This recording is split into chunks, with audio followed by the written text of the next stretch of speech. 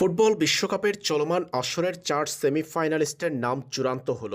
Quarter ফাইনালে Argentina সুইজারল্যান্ডকে ৩-১ ব্যবধানে পরাজিত করে সেমিফাইনাল নিশ্চিত করেছে।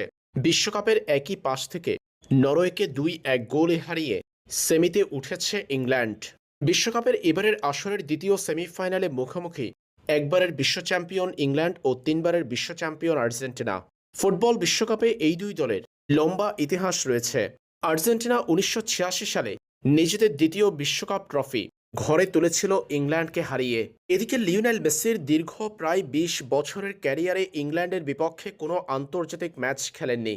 ইংল্যান্ডের বিপক্ষে এই প্রথমই মাঠে নামতে যাচ্ছেন লিওনেল মেসি। সবশেষ ২০০৫ সালের ১২ নভেম্বর আন্তর্জাতিক প্রীতি ম্যাচে মুখোমুখি হয়েছিল আর্জেন্টিনা ও ইংল্যান্ড। আর সবশেষ সেই ম্যাচে আর্জেন্টিনাকে ৩-১ ব্যবধানে হারিয়েছে ইংলিশরা। আর্জেন্টিনার বিপক্ষে সবশেষ ৬টা ম্যাচে ইংল্যান্ডের জয় ৪টাতে, ড্র হয়েছে একটা ম্যাচ, অপর একটা ম্যাচ জিতেছে আর্জেন্টিনা। অর্থাৎ ইংল্যান্ডের বিপক্ষে সবশেষ ৬ ম্যাচের মধ্যে আর্জেন্টিনার জয় কেবল একটা ম্যাচে। একটা ম্যাচ ড্র করেছে, অপর ৪টা ম্যাচে হেরেছে মেসির দেশ। সেই ৬ ম্যাচে আর্জেন্টিনার জালে ইংল্যান্ড বল পাঠিয়েছে ১১ বার, বিপরীতে আর্জেন্টিনা গোল করেছে ৭টি। এই ৬ ম্যাচের মধ্যে অন্তত ২টা ম্যাচে ইংল্যান্ডের জালে বলই পাঠাতে পারেনি আর্জেন্টিনা।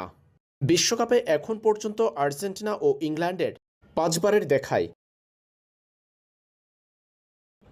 ১৯৯৮ সালে ১ জুলাই আর্জেন্টিনা ইংল্যান্ডের মধ্যকার ম্যাচটি ২-২ গোলে ড্র হয়েছিল। আর বিশ্বকাপে আর্জেন্টিনা ইংলিশদের হারিয়েছে মাত্র একবার। এই সময় ইংল্যান্ডের কাছে আর্জেন্টিনা হেরেছে ৩ বার।